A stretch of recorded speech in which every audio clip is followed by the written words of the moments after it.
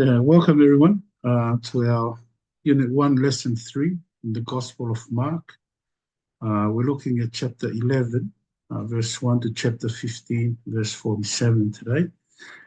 We're on week 3, and the heading for today is the story of Jesus' death on the cross, establishing God's kingdom to save us. Now, the week 3 assessment is question 3. How did Jesus establish the kingdom of God in the story of his death on the cross? That's from Mark 11 to Mark 15, verse 47. So in these chapters, we can see Jesus established God's kingdom, not through political power and military might, but through humility, teaching, and sacrifice, which is his death on the cross.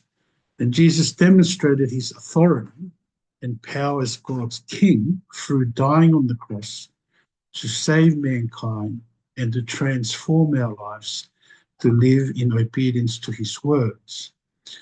Here's how Jesus established God's kingdom in these chapters. Introduction. We read in these chapters the last days of Jesus' life, his death on the cross and his burial. So for this lesson, we will look at 5 main sections taken from chapters 11 to 15 to see what they teach us about how Jesus established God's kingdom through his death on the cross. So number 1 is the triumphal entry of God's king into Jerusalem. You will find that in Mark 11, verses 1 to 11. Now, Jesus is now approaching Jerusalem, and he sends his 2 disciples to a village ahead to find a colt that he needs. The disciples found the colt, and they untied it and brought it to Jesus. And not only that, but they threw their clothes on it, and Jesus sat on the colt and went into Jerusalem. The people who went ahead of Jesus and those who followed, they shouted, "Hosanna! Blessed is he who comes in the name of the Lord. Blessed is the coming kingdom of our father David. Hosanna in the highest heaven." It's the word of the Lord. Thanks be to God. So this event in Jesus is Jesus' triumphal entry into Jerusalem as God's king, because his entrance on a colt is a fulfillment of the prophecy of Zechariah, chapter 9, verse 9, which speaks of God's king who is righteous and victorious, coming to Jerusalem on a donkey. He is humble rather than a conquering warrior, although he is victorious. So Zechariah chapter 9, verse 9 says, "Rejoice greatly, daughter Zion. Shout in triumph, daughter Jerusalem. Look, your king is coming to you. He is righteous and victorious, humble and riding on a donkey, on a colt, the foal of a donkey." It's the word of the Lord. Thanks be to God. We can also see in Jesus' entry as king to Jerusalem a reference to the blessings given to Judah by Jacob in Genesis 49, verses 10 to 11. We know that Jesus comes from the line of Judah in Matthew 1, verse 1 to 16. And there is also a reference made to a donkey.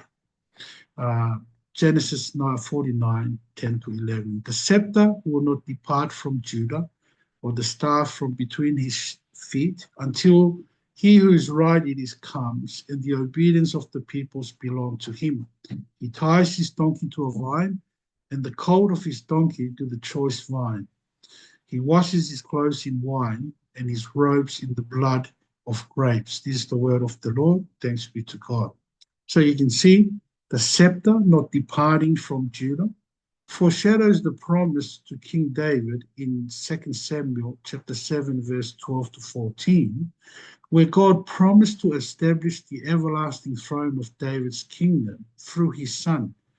We know that this is speaking about Jesus because the throne will be everlasting or established forever.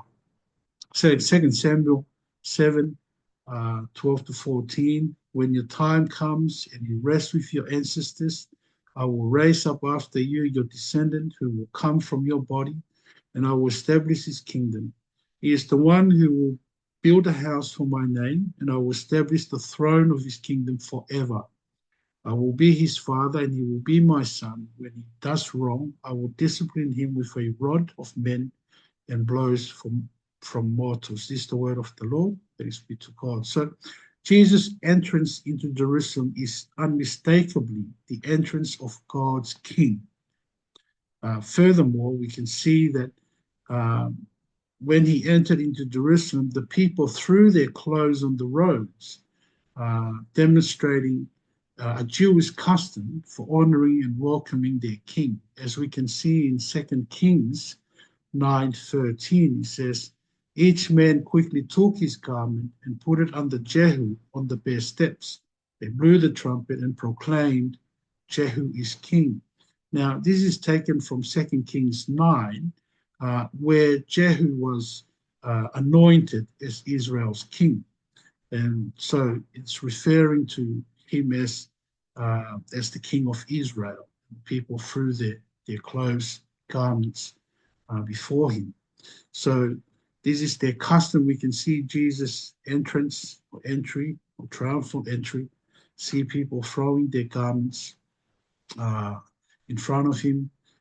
It does show that this is a Jewish custom for welcoming a king and honoring a king. So also when the crowd shouted, Hosanna, blessed is he who comes in the name of the Lord, they were acknowledging Jesus as the Messiah who brings God's kingdom. He comes in humility to save God's people. See, the problem with a lot of Christians today is that there is a lack of humility in our lives, but there are plenty of unrighteousness in people's lives who claim to be Christians. There are also Christians who seek after elevated positions in the church, but do not care for the souls of the church. They want to be served rather than to serve. But since God's King, who is righteous, came to establish the kingdom, the people of his kingdom are to be righteous and humble. Ephesians 1 verse 4 tells us, for he chose us in him before the foundation of the world to be holy and blameless in love before him. See, we need to be righteous, to be holy. Moreover, Jesus came with a humble attitude, not as a self-ambitious and conceited king. So as people of God's kingdom, we are called to adopt the same attitude that Jesus had. In Philippians 2, verses 3 to 6, it says, do nothing out of selfish ambition or conceit, but in humility consider others as more important than yourselves. Everyone should look not to his own interests, but rather the interests of others. Adopt the same attitude as that of Christ Jesus, who, existing in the form of God, did not consider equality with God as something to be exploited. This is the word of the Lord. Thanks be to God. See, we are to worship our King in humility, righteousness, and honor him as our Lord and our Savior. Number 2 is Jesus cleansing the temple. You can see that in Mark 11, 15 to 19. We have here the event where Jesus threw out the money changers from the temple, and he taught them, is it not written, my house will be called a house of prayer for all nations, but you have made it a den of thieves. This is the word of the Lord. Thanks be to God. Here Jesus is quoting from Isaiah 56, verse 7, and Jeremiah 7, verse 11. And his point is this, that these actions of the money changers are obstructing the true purpose of the temple, which is to be a house of prayer for all nations. So Jesus' actions and teaching here teaches us that God's King has come to restore true worship and the establishment of God's kingdom as a place of holiness, prayer, and for all people. So we are told in 1 Corinthians 6, 19 to 20 that we are the temple of God where the Holy Spirit lives. It says, don't you know that your body is a temple of the Holy Spirit who is in you, whom you have from God? You are not your own, for you were bought at a price. So glorify God with your body. This is the word of the Lord. Thanks be to God. God's King has come to restore in our lives true worship in holiness and prayer. See, our biggest problem is that we come to church thinking only about our lives. We're more like the money changers who were seeking to gain for themselves, but not coming to God to worship by serving Him. I'm thinking here of church-going people who are very dishonest with their taxes. Um, they come to church and they worship God, but they are not being honest. They are not, they're only out for themselves. So when my boys started their own contract, I asked them if they were paying their taxes. They said no. So I advised them strongly, pay their taxes, because God's words teaches us to be honest with the government that God has instituted by paying their taxes. As Romans 13, verse 7 tells us, pay your obligations to everyone, taxes to those you owe taxes, tolls to those you owe tolls, respect to those you owe respect, and honor to those you owe honor. This is the word of the Lord. Thanks be to God. See, we are to be honest in our dealing as God's people, as God's church. He comes to cleanse the church. He comes to restore the church, to be a church of worship, to be a church of holiness, to be a church of righteousness, not to be a church where everybody's out to get for themselves some gain. People come to church just so that they can get the blessings of God, but don't want to do anything that God tells them to do. But Christ, the King who comes to establish God's kingdom, comes to call us to be holy, because for those who are unholy in church, in God's church, there is a punishment, there is a judgment coming for those. We are told in Matthew 23, 25 to 28, it says, woe to you, scribes and Pharisees, hypocrites! You clean the outside of the cup and dish, but inside they are full of greed and self-indulgence. Blind Pharisees, first clean the inside of the cup so that the outside of it may also become clean. Woe to you, scribes and Pharisees, hypocrites! You are like whitewashed tombs, which appear beautiful on the outside, but inside are full of the bones of the dead and every kind of impurity. In the same way, on the outside you seem righteous to people, but inside you are full of hypocrisy and lawlessness. See, this is a warning for the leaders of the church, but also a warning for the people of the church. We, the leaders, ought to lead people to God. We are not to bring people so that they can, we're not to raise people in the church or teach them that they can just do anything that they want as long as that they gain something from church. But they're not to serve God. They're not to be holy. They're not to be righteous. Since we are the temple of God that has been restored and cleansed by God's King, we ought to be a temple of prayer, a household of prayer.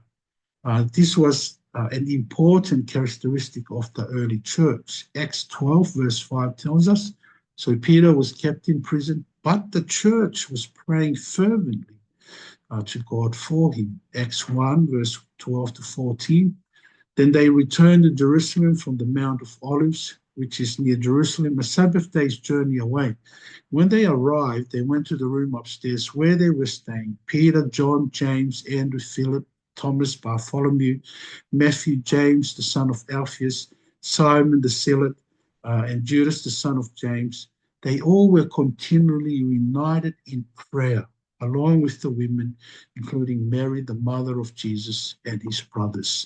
We are to be a holy nation, a holy church, a holy household, living righteousness and in prayer, because we have been restored, the temple of God which is his church, which is us, the people of God in his church.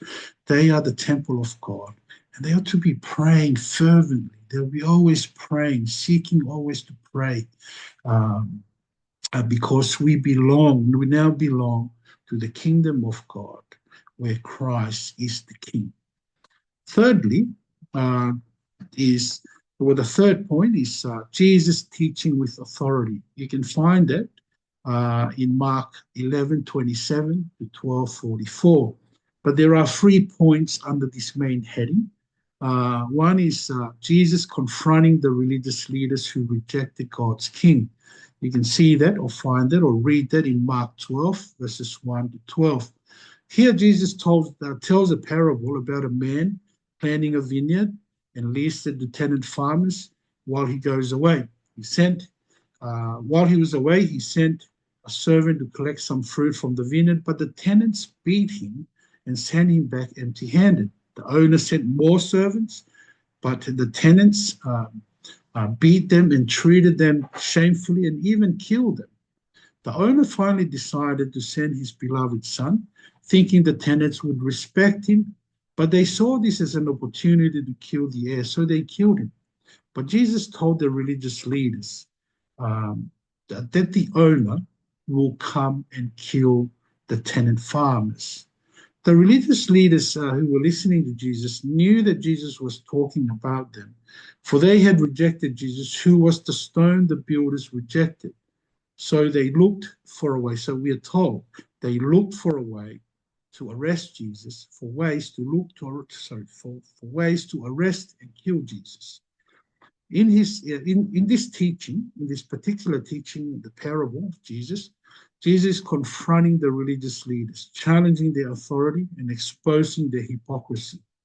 Jesus taught this parable to reveal God's judgment on those who reject his word and God's kingdom.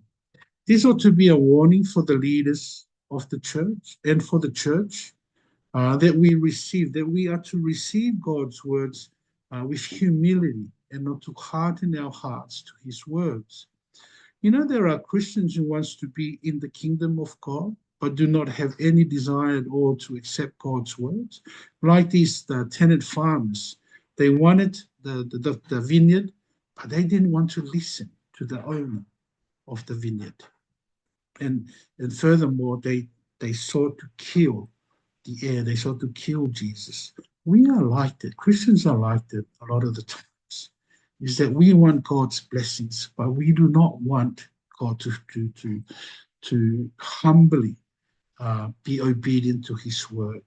So we seek to receive God's blessings by doing all the outward stuff in church, but never really want our hearts to be transformed. Number 3 is that Jesus' teaching, 3.2, sorry, for this 3.1, which is finished. 3.2, Jesus' teaching on the most important commandments of the kingdom. You can find that in Mark 12:28 to 34. Here we have one of the scribes approach Jesus and asked him, which command is the most important of all? Jesus answered, the most important is, listen, Israel, the Lord our God, the Lord is one. Love the Lord your God with all your heart, with all your soul, with all your strength. The second is, love your neighbor as yourself. There is no other command greater than this. This is the word of the Lord. Thanks be to God. So the scribe said to him, you are right, teacher. You have correctly said that he is one, that God is one, that there is no one else except him, and to love him with all your heart, with all your understanding, with all your strength, and to love your neighbor as yourself is far more important than all the burnt offerings and sacrifices. When Jesus saw that this scribe answered wisely, he said to him, you are not far from the kingdom of God. And no one dared to ask Jesus or ask him anything any longer. Jesus is here emphasizing the greatest commandments in the kingdom of God is to love God with your all and to love our neighbor. These are central to life in God's kingdom. Now, although the scribes agreed with Jesus, he was not far off from the kingdom of God, meaning that he was not in the kingdom of God. He seemed to be so near, yet so far. You know the people who will be disappointed most when they appear before God on Judgment Day? These are the people. These people are the Christians who knows all the right answers. Who people who grew up in Christian homes, and people who grew up in Sunday school and youth group and come through and become maybe become preachers or something like that. But yet there is no love in their hearts for God. They have not loved God with everything in their life, with their all, or love their neighbor. They are the ones that they will be disappointed most, because they are not far from the kingdom, but they're not in the kingdom. Um, so loving God is not just about saying that we love God and our neighbor, um, but what we say ought to be demonstrated in our lives. If we love God, yes, we give everything to Him. We should give our minds, our our energy. We give our hearts to God. We give it all to God. It's not just knowing the right thing about God will it will get you into heaven. No, it is about knowing God and truly loving God, and submitting yourself and truly carrying out the things that you say that uh, that you love God. You ought to show it in your lives. You ought to be living in obedience to His commandments. If you love God, yes, you will regard everything else in this world as secondary, but God is above everything else. And number 3.3 is Jesus' teaching on kingdom living or kingdom giving that truly rely on God. You can find that in Mark 12:41 to 44. Here, sitting across from the temple treasury, Jesus watched how the crowd dropped their money into the treasury. And many people, he observed that many people were putting in large sums. But a poor widow came and dropped in two tiny coins worth very little. So Jesus summoned his disciple and said to them, I tell you, this poor widow has put more into the treasury than all the others, for they all gave out of their surplus, but she out of her poverty has put in everything she had, all she had to live on. Now, in praising the widow's offering, Jesus is pointing out the values of sacrificial giving in God's kingdom. Now, this is the kind of giving that demonstrates the reliance on God. The widow gave everything she had to live on. The question is, what will she have to live on after giving all that she had? The answer is nothing. But she gave it. She trusted in God. She relied on God. She totally relied on God for her next meal, for her needs, or for the next day. She totally relied on God. So giving isn't just about money. It's about trusting God with everything that we have, our time, our resources, our energy, our minds, and our hearts. As true generosity is when we give in a way that makes us rely on God rather than the amount of money or resources that we have. God looks at our faithfulness, not the size of our gift. Number four, the main point number four, is the Lord's Passover. You can find that in Mark 14, 12 to 26. The Passover was a celebration, we know, of God's deliverance of Israel from Egypt. You can find that in Exodus 12. But during the Passover meal, Jesus established the Lord's Supper and the new covenant of his blood, in his blood. In this, Jesus gives new meaning to the sacrifice, new meaning to sacrifice and his kingship by showing the disciples that his death will bring about God's kingdom and the forgiveness of sins through his body and blood. Paul draws out the meaning of the blood of Christ in Ephesians 1 verse 7. He says, in him we have redemption through his blood, the forgiveness of our trespasses, according to the riches of his grace, that he richly poured out on us with all wisdom and understanding. Hebrews also tell us the same thing, the same meaning about the blood of Jesus. Hebrews 9, verse 14, it says, "How much more will the blood of Christ, who through the eternal Spirit offered himself without blemish to God, cleanse our conscience from dead works, so that we can serve the living God." This is the word of the Lord. Thanks be to God. So, according to Paul, the effect of Christ's sacrifice in our lives ought to be seen as a uh, life-changing event. We are made new in Christ Jesus. Uh, he tells us in 1 Corinthians 5, 7 to 8, he says, "Clean out the old leaven, so that you may be a new unleavened patch, as indeed you are. For Christ, our Passover lamb, has been sacrificed. Therefore, let us observe the feast not with old leaven, or with the leaven of malice and evil, but with the unleavened bread of sincerity and truth." This is the word of the Lord. Thanks be to God. So Christ, our Passover lamb, has been given so that our sins can be forgiven, so that our conscience can be cleansed, and therefore we are now living as people without malice and evil, but with sincerity and truth in our lives. Now, lastly, number 5 is Jesus' crucifixion on the cross. That's from Mark 15, 16 to 47.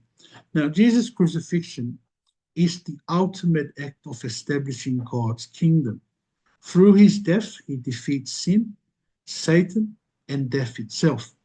Here we see that God's righteous and victorious King. We see that on the cross of Christ. But Jesus' victory came at a cost, for he took our punishment and shame on the cross. In verses 16 to 20, we see the Roman soldiers. They took Jesus to the palace. They dressed him in purple robe. They placed a crown of thorns on his head. They mocked him, spit on him. They strike him before they led him out to be crucified. We see verse 21 to 32, Simon of Cyrene is forced to carry Jesus' cross. Jesus is brought to Golgotha and crucified.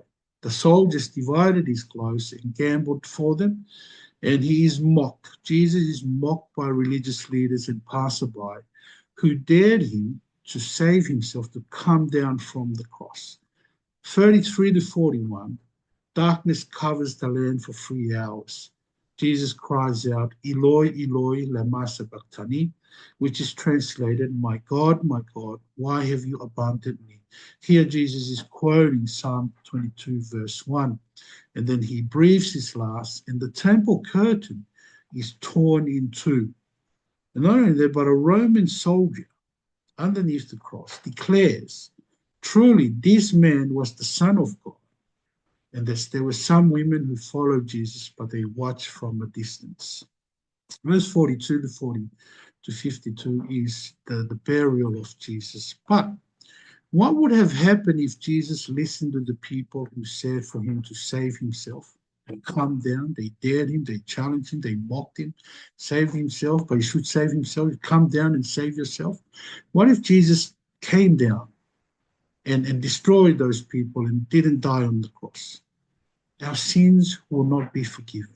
See, but the King of God didn't come to conquer with power and might. He came to die on the cross so that our sins can be forgiven, so that we can be redeemed. He came to establish the kingdom of God, a kingdom where suffering is part of the life of God's people. You know, Isaiah and Paul provides for us the meaning of Jesus' death. We can see that in Isaiah 53, verses 10 to 12. Isaiah says, 53, 10 to 12, "Yet the Lord was pleased to crush him severely. When you make him a guilt offering, he will see his seed. He will prolong his days, and by his hand the Lord's pleasure will be accomplished. After his anguish, he will see light and be satisfied. By this knowledge, my righteous servant will justify many, and he will carry their iniquities. Therefore, I will give him the many as a portion, and he will receive the mighty as spoil, because he willingly submitted to death and was counted among the rebels.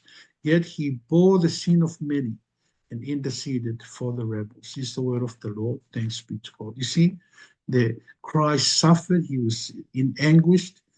He was crushed because he bore our sins on the cross so that we can be forgiven of our sins.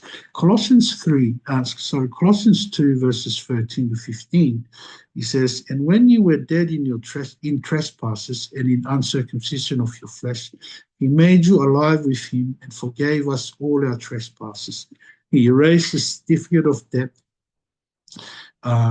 with its obligations that was against us and opposed to us, and has taken it away by nailing it to the cross. He disarmed the rulers and the authorities and disgraced them publicly. He triumphed over them in him." This is the word of the Lord. Thanks be to God. So Jesus here, although he is king, endured mockery without retaliating. His humility stands out against the worldly pride of the people and the soldiers who were there crucifying him. Now, as Christ's followers, we are to embrace humility ourselves, even when we face suffering and persecution. The women who followed Jesus stayed up until the darkest hour. It shows faithfulness and devotion to Jesus. Now, we are called to remain faithful to Jesus, even when it is difficult and unpopular. You know, some people will be shameful. If they're being accused, if they become unpopular among their friends because of trusting in Jesus, we are called not to worry about that. We are called to be faithful, to remain faithful, even in difficult and unpopular times.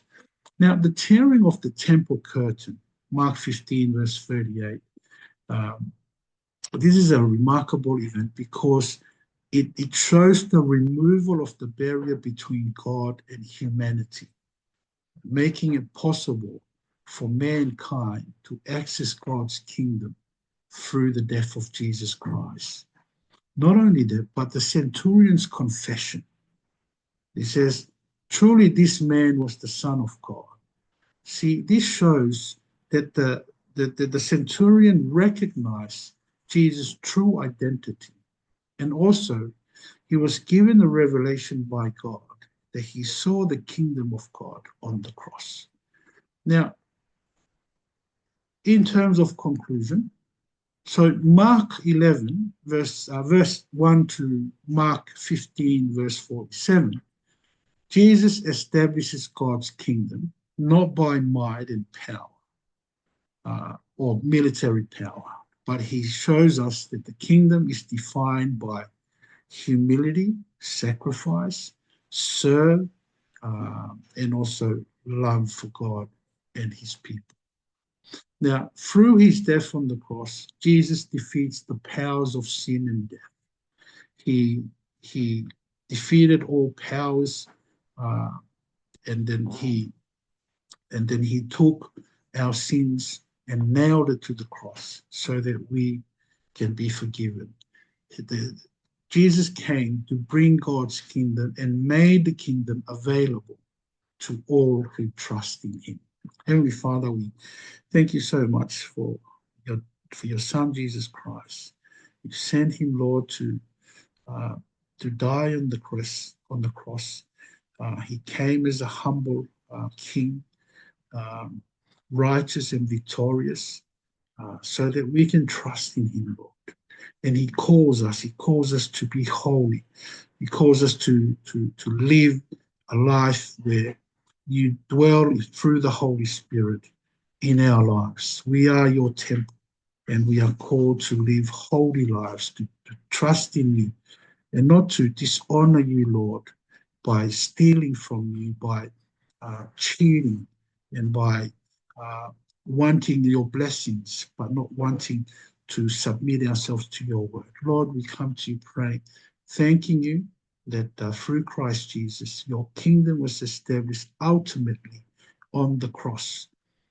As the centurion saw your revelation, and he declared, surely and truly, this is the Son of God who came to establish your kingdom so that you gathered your people into your kingdom, uh, giving them your Holy Spirit, uh, helping them to live godly lives and be changed and be transformed to be more like you. We pray this in Christ Jesus. Amen.